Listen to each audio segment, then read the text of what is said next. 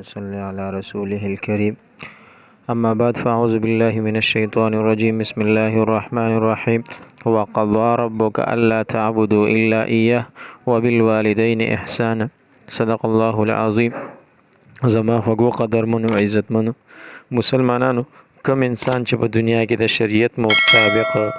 او موافق د اطمینان او سکون ولا جون تیرول غواړي، نه د لپاره دا ضروری دي چې دی په دوه قسمه حقوق لحاظ ساتي. اول له حقوق الله او دغه شانت دویم د حقوق العباد. او کوم انسان چې د حقوق الله او د حقوق العباد لحاظ نه ساتي، هغه هیڅ کله کامل مسلمان نشي جوړېدلی او نه دته اطمینان او نه دته اطمینان، سکون، چین، خوشحالي والا جون نصیب کیدی شي. د حقوق العباد اهمیت الله جل شانه بیا خاص کر د حقوق العباد خو د دین یو اهم حصہ ګرځولې. ځکه کو چاته خدا نه خواسته په حقوق الله کې د انسان نسکه کمی وشي، کوتاهي وشي او اوس په دې باندې د خپېمانه وي د الله نه بخنه وړي او به اخلاص سره توبه وسی، الله ورته کوتاهي معاف کوي او ګناه وته معاف کوي. کو چاته د انسان د حقوق العباد ضایع کړي او یو بل مسلمان ته بدني مالی نقصان ضرر ورسوي، نو دې نه رستو کو دې په دې باندې خپېمانه شي، توبه مواسي، نو الله جل شانه صرف په دې توبې سره او په استغفار سره نه معاف کوي، بلکې دې به دغه کسو د انسان نه بچ کوم دې معافي غواړي. کو ته موږ تاسو ګورو اسلامی فقه کې د شریعت سامر احکامات ذکر شوي دي. کو چرته هغه په څلورو حصو کې تقسیم کړي شي، نو د هغه یو حصہ عبادت دی، یعنی حقوق الله دی جوړیږي، او دویمه حصہ چې کوم دی نو او باقی د درې حصے پاتې شوي د حقوق العباد دی، یعنی معاملات شو، معاشرات شو، دا جوړیږي. زما عزتمندو دا حقوق العباد باره کې الله جل شانه په خپل د خپل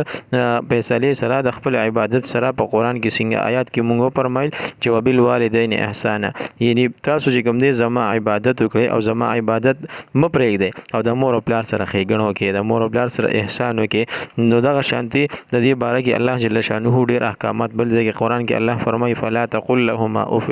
دوی ته چې کوم دی اف قدرې هم نه کې، یعنی تا به هغوی ته چې کوم دی ترخه خبره نه کې، کنزل به نه کې، وال به نه کې، ولا تنهرهما او نه به دوی رټې. دغه شانتي بل ځای کې الله جل شانه فرمایي وقل لهما قولا کریما، او د دوی سره په نرمۍ سره خبرې کوي. او دغه شانتي د دوی لپاره دواګانې د مغفرت فرمایي الله جل شانه فرمایي وقل رب ارحمهما كما ربياني صغيرا، یا الله چې کوم دی نو ته په دوی باندې دوی په دواګان وخت چې الله ته په دوی رحم کې څنګه مونږ واړو او مونږ باندې چې کوم دی خپل مور او پلار رحم کړو. زموږ عزتمندو حدیث مبارکه کې راځي نبی رسول الله فرمایي د الله رضامندي د خوشحالي د پلار په خوشحالي کې ده، او د الله ناراضتیا ده او خفګان د پلار په خفګان او ناراضتیا کې ده. زموږ عزتمندو کو چې الله جل شانه سړی راضي کول غواړي، نو کو چې الله جل شانه راضي کول غواړي د پلار والدینو خدمت وکړه او وی خوشاله وساته. الله رب عزت پستانه خوشاله وي او ستانه به کوم دینو راضي وي. او کو چې تا د هغوی بے ادبي وکړله او مور پلار د خپه کړل، د والدینو نافرمانی دی وکړله، الله جل شانه هم د ناراضي کوي. یو انسان دا غواړي، نبی سلام فرمایي چې یو انسان دا غواړي چې زما په عمر کې د برکت راشي، نو انسان په عمر کې زیاتوالی برکت راوستل، یعنی برکت اچول، زیاتوالی مطلب برکت اچول،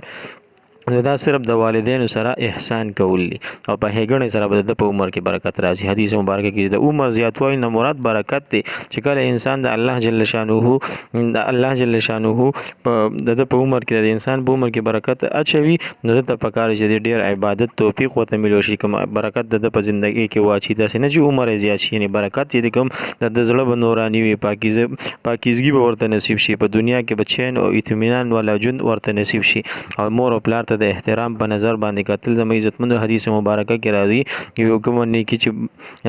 کوم انسان چې خپل مور او پلار ته د محبت او د احترام په نظر سره وګوري، نو الله جل شانه د پکاتو باندې یدي کتو په عوض د یو مقبول نفلی حج ثواب الله جل شانه ورکړي. صحابه کله دا حدیث ورته نبی صلی الله علیه وسلم ته پوښتنه کو یو انسان سل کړه خپل مور او پلار ته د رحمت په نظر وګوري، نو آیا دته بچ کوم دین عموم ملاويږي؟ نبی صلی الله علیه وسلم ورته الله جل شانه ډیر لوی او ډیر پاکیزه دی او ډیر لوی اوچت ذات او رحم او مهربانه والا ذات دی. نو الله جل شانه په هر نظر دی انسان له یو مقبول نفلی حج ثواب د کوم دین عمل نامه کې لیکل کیږي، د اجر به ورکړي. سبحان الله، سامره د عظیم احسانات الله جل شانه کړی چې موږ د خپل والدینو سره محبت وکړو، د خپل والدینو قدر وکړو، د چا چې جمع دي د هغوی خدمت وکړو، چا وفات شوي دي د هغوی لپاره د مغفرت دواګانې غواړو، الله جل شانه نه بخنه غواړو. الله جل شانه موږ تاسو له په دې باندې عمل کولو توفیق راکړي. آمین.